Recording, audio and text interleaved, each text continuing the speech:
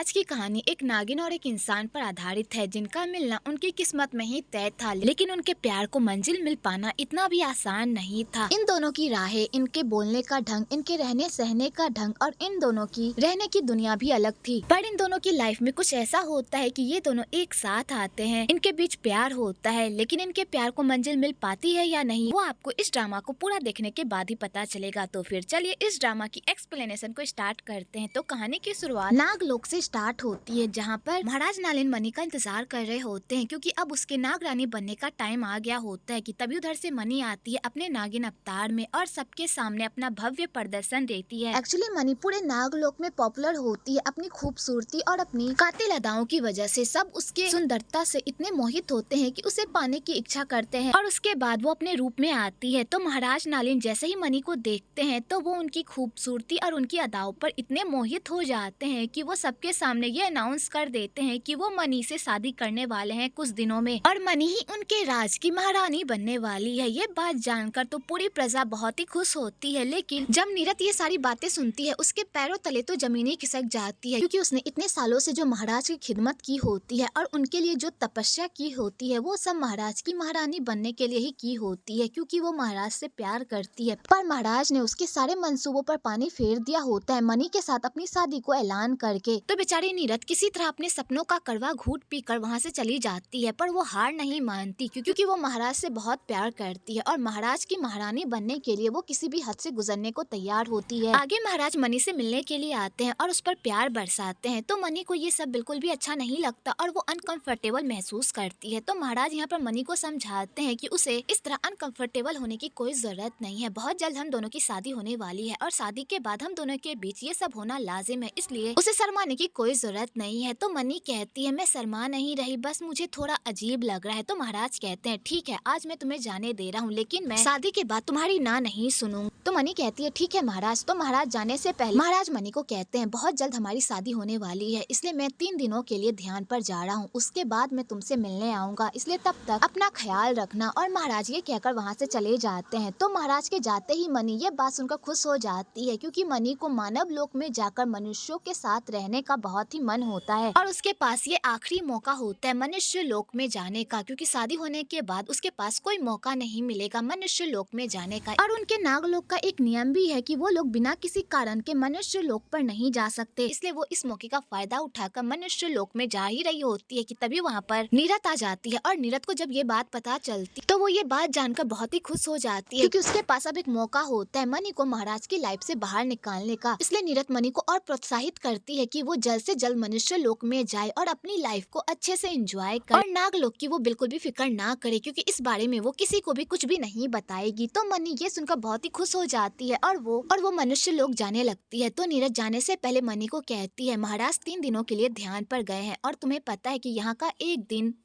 वहाँ का 1 महीना होता है, तो तुम्हारे पास 3 महीने हैं वहाँ पर घूमने के। तो मानव लोक में बहुत ही अच्छे से घूमना और खूब मजे करना। और नीरद ये कहकर मनी को मानव लोक में भेज देती है और नीरद ये सारा कारनामा करके बहुत ही खुश हो रही होती है, क्योंकि अब उसका ये प्लान बन गया होता है कि वो मनी को कभी भी मानव लोक से नाग लोक में आने ही नहीं देगी। और उसके बाद नीरद महाराज के पास जाती है और वहाँ पर जाकर अपने प्यार का इजहार करने की कोशिश करती है, पर महाराज उसकी एक बात भी नहीं सुनते। तो यहाँ पर नीरद महाराज पर जादू करके उन्हें अपना बनाने की कोशिश करती है, लेकिन तभी महाराज के ऊपर से नीरद के जादू का असर हट जाता है और वो अपने होश में आ जाते हैं। और वो नीरद को कहते हैं तुम ये सब क्या कर रही हो, तुम्हें पता है ना कि मेरी बहुत जल्द शादी होने वाली है और मैं मनी से प्यार करता हूँ और मेरे लिए मनी के अलावा किसी और औरत को देखना मेरे लिए पाप है, फिर तुम मेरे साथ इस तरह का व्यवहार कैसे कर सकती हो। तो नीरद कहती है महाराज आपको पता है कि मैं आपसे कितना प्रेम करती हूँ, फिर भी आप मुझे छोड़कर उस मनी से शादी कर रहे हैं। मैंने आपकी इतनी सालों खिदमत की इसी भरोसे की कि आप मुझे इस राज की महारानी बनाएंगे, लेकिन आप तो मुझे दूध में पड़ी मक्खी की तरह बाहर निकाल कर फेंक रहे हैं, जैसे मेरा कोई वजूद ही नहीं। तो महाराज नालिन कहते हैं मैं तुम्हारी भावनाओं को समझ रहा हूँ, लेकिन मुझसे प्यार की उम्मीद लगाना व्यर्थ है, क्योंकि मैं तुमसे प्यार नहीं करता बल्कि मैं मनी से प्यार करता हूँ और मैं तुम्हें बस अपनी छोटी बहन की तरह देखता हूँ और उसी की तरह प्यार करता हूँ, इसलिए खुद की भावनाओं पर कंट्रोल करना सीखो। मैं 3 दिनों के लिए ध्यान में जा रहा हूँ और जब मैं ध्यान से वापस आऊँ तो तुम्हारे ऊपर से ये प्यार का बुखार उतर जाना चाहिए। और महाराज नालिन ये कहकर ध्यान निद्रा में चले जाते हैं। तो नीरद सीरत को महाराज पर बहुत ही गुस्सा आता है और वो कहती है आप मनी से बहुत प्यार करते हैं ना, तो मैं उस मनी का ही नामो निशान मिटा दूंगी, उसके बाद देखती हूँ कि आपका प्यार मेरे अलावा किसे मिलता है, क्योंकि अगर आप मुझे नहीं मिल सके तो मैं आपको मनी का भी होने नहीं दूंगी। आगे हमारे हीरो चॉन की एंट्री होती है, जिसे कुछ गुंडे मिलकर जान से मारने की कोशिश कर रहे होते हैं, लेकिन सही टाइम पर मनी चॉन को देख लेती है और वो उसे बचाने के लिए जाती है। और मनी जब उसे पानी से बाहर निकालती है तो वो चॉन के गले में वो लॉकेट देखकर समझ जाती है कि ये इंसान तो वही बच्चा है जिसे उसने कुछ साल पहले बचाया था। तो मनी कहती है मैं तुम्हें इस तरह मरने नहीं दूंगी, मैं तुम्हें बचाऊंगी। और यहाँ पर मनी अपनी गिलास और चॉन को दे देती है, जिससे चॉन पूरी तरह से ठीक हो जाता है और मनी बेहोश हो जाती है। तो चॉन मनी की ऐसी हालत देखकर परेशान हो जाता है और उसे अपनी बाहों में लेकर रोड पर चला जाता है कि तभी वहाँ पर उसका दोस्त जो कि एक पुलिस ऑफिसर होता है, तो पाकी चॉन को कहता है भाई तू कहाँ था यार, मैं तुझे कब से कॉल कर रहा था, तुझे पता है मुझे तेरी कितनी फिक्र हो रही थी, आखिरकार तू गायब कहाँ था। तो चॉन पाकी को पूरी बात बताता है। तो जब पाकी ये सारी बातें सुनता है वो पूरी तरह से शॉक्ड हो जाता है और वो लोग मनी को हॉस्पिटल लेकर जाते हैं। आगे मनी को होश आता है तो वो डॉक्टर सबको देखकर पूरी तरह से घबरा जाती है और पैनिक करने लगती है कि तभी वहाँ पर चॉन आ जाता है और वो मनी को शांत करता है। तो मनी जब चॉन को देखती है तो वो उससे पूछती है तुम ठीक हो ना, और मनी चॉन के लॉकेट को देखकर घूरने लगती है। तो चॉन को मनी का ऐसा बिहेवियर बहुत ही अजीब लगता है। आगे डॉक्टर मनी को बेहोशी का इंजेक्शन देकर सुला देते हैं और उन लोगों को बताते हैं कि जहाँ तक मुझे पता है मुझे नहीं लगता कि इस लड़की की हालत ठीक है, इसे कुछ दिनों तक यहीं पर रहने दो क्योंकि इसका बिहेवियर बहुत ही अजीब है। आगे पाकी चॉन से पूरी बात पूछता है तो चॉन उसे पूरी बात बताता है। तो और वो चॉन को कहता है अगर इस लड़की ने तुम्हारी जान बचाई है तो ये लड़की इतनी सूखी क्यों है, ना ही इसके बाल भींगे हुए हैं और ना ही इसके कपड़े, मुझे तो लगता है ये लड़की भी उन गुंडों के साथ मिली हुई है जो तुम्हें मारने की कोशिश कर रहा है। तो चॉन कहता है भाई मुझे नहीं पता कि मुझे कौन मारने की कोशिश कर रहा है, लेकिन मुझे इतना पता है कि ये लड़की शायद इनोसेंट है, क्योंकि अगर ये उनके साथ मिली हुई होती तो ये मेरी जान नहीं बचाती। तो पाकी कहता है इस तरह किसी भी अनजान लड़की पर भरोसा कर लेना अच्छी बात नहीं है, जब तक मैं इस बारे में सब कुछ पता नहीं लगा लेता तब तक तुम इस लड़की पर भरोसा नहीं करोगे। तो जॉन कहता है ठीक है भाई, तुझे जो करना है कर, मैं तुझे नहीं रोकूंगा। आगे जॉन घर आता है तो उसके अंकल चाय जब जॉन को सही सलामत देखते हैं उनके तो तोते ही उड़ जाते हैं, क्योंकि जॉन पर जो जानलेवा हमला हुआ था वो किसी और ने नहीं बल्कि उसके अंकल चाय ने ही करवाया था, ताकि वो जॉन को अपने रास्ते से हटाकर उसकी पूरी जायदाद पर अकेले ही राज कर सके। पर जॉन को इस बारे में कुछ भी नहीं पता होता और वो अपने अंकल को अपनी फैमिली की तरह प्यार करता है, क्योंकि उसके पेरेंट्स के जाने के बाद उसके अंकल ने ही उसका ख्याल रखा होता है। आगे अंकल चाय अपने गुंडों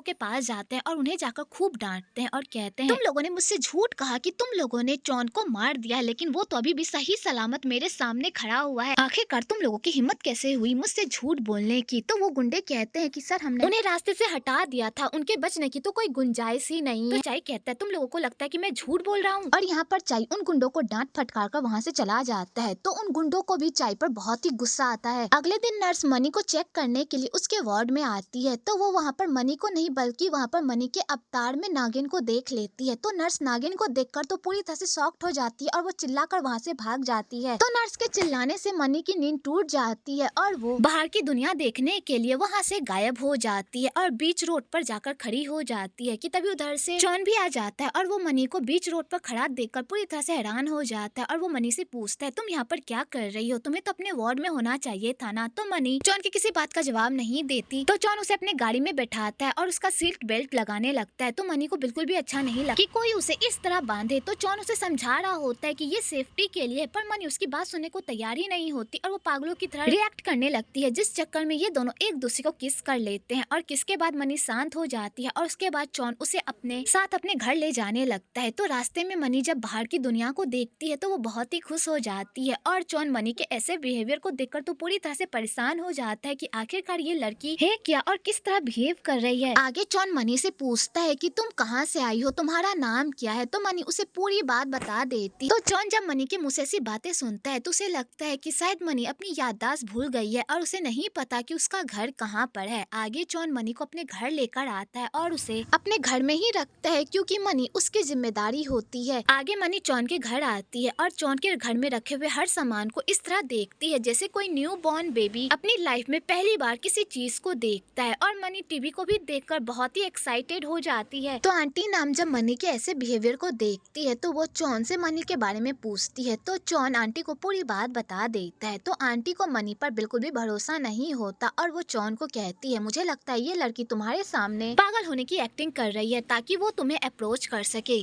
तो जॉन कहता है आंटी आप कैसी बातें कर रही हैं, मनी की हालत सच में ठीक नहीं है। तो आंटी कहती है मैं क्या गलत बात कर रही हूँ, तुम अमीर खानदान से हो, हैंडसम हो, यहाँ तक तुम्हारी कोई गर्लफ्रेंड भी नहीं है, तो ये लड़की जानबूझकर तुम्हारी लाइफ में आई है ताकि तुम्हें पटाकर तुम्हारे पैसों पर ऐश कर सके। तो जॉन कहता है आंटी आप क्या बात कर रही हैं, ऐसा कुछ भी नहीं है, आप ही देखो ना ये कितनी भोली है, ये चाहकर भी किसी का बुरा नहीं सोच सकती। तो आंटी कहती है तुम्हें जो सोचना है सोचो, पर मुझे तो यही लगता है कि ये लड़की नाटक कर रही है। आगे आंटी मनी को उसका रूम दिखाती है और यहाँ पर आंटी मनी को कहती है कि मेरे सामने ये नौटंकी करना बंद करो और बताओ तुम्हारा असली घर कहाँ है और तुम्हारा नाम क्या है और तुम चोन की लाइफ में किस मकसद से आई हो। तो मनी को आंटी की कोई भी बात समझ में नहीं आती और आंटी को भी मनी की हरकतें बिल्कुल भी पसंद नहीं आती। तो यहाँ पर आंटी मनी को कहती है कभी तो इंसानों की तरह बिहेव करो, तुम्हारे बोलने का ढंग मुझे बिल्कुल भी समझ में नहीं आ रहा। तो मनी जब ये बात सुनती है तो वो आंटी के सर पर हाथ रख के उनके बोलने का लैंग्वेज, उनके रहने सहने का लैंग्वेज सब कुछ सीख लेती है, क्योंकि मनी के पास एक पावर होता है, उनकी यादें सीख सकती है या फिर उनकी यादें मिटा भी सकती है। तो मनी भी आंटी से मनुष्य की तरह बोलने वाली लैंग्वेज को सीख लेती है और उनके साथ अच्छे से बिहेव करती है और उन्हें बताती है कि वो कोई भी नाटक नहीं कर रही। पर आंटी को मनी की बात पर बिल्कुल भी यकीन नहीं होता और वो वहाँ से चली जाती है। आगे जॉन मनी से उस एक्सीडेंट के बारे में पूछता है कि वो वहाँ पर क्या कर रही थी। तो मनी यहाँ पर जॉन को पूरी बात नहीं बताती, बस उसे ये बताती है कि वो वहाँ पर तैरने के लिए गई थी और जब मैंने तुम पर किसी को हमला करते हुए देखा तो मैंने सिर्फ तुम्हें बचाया। तो जॉन कहता है क्या तुमने उन लोगों का चेहरा देखा था। तो मनी कहती है मैंने उन लोगों का चेहरा नहीं देखा था। आगे मनी अंकल चाय से टकरा जाती है। तो अंकल चाय जब मनी को अपने घर में देखते हैं तो वो मनी से पूछते हैं कि तुम कौन हो और मेरे घर में क्या कर रही हो। कि तभी उधर से आंटी नम आ जाती है और वो मिस्टर चाय को बताने ही वाली होती है कि मनी कौन है, उससे पहले मिस्टर चाय आंटी नम से बदतमीजी से बात करने लगते हैं। तो मनी को बिल्कुल भी अच्छा नहीं लगता। तो वो अंकल चाय को इस बात पर टोकती है कि आप बड़ों से इस तरह बात नहीं कर सकते, वो आपसे बड़ी है, आपको उन्हें रिस्पेक्ट देनी चाहिए। और इसी बात को लेकर दोनों में बहस हो जाती है कि तभी उधर से जॉन आ जाता है और अंकल को कहता है अंकल ये मेरी मॉम की रिलेटिव है, ये कुछ दिनों के लिए यहाँ पर रहने के लिए आई है, मुझे माफ कर दीजिए, मैंने आपको इस बारे में पहले नहीं बताया। तो अंकल चाय कहते हैं तुमने हमारे घर को क्या समझ रखा है, धर्मशाला जिसका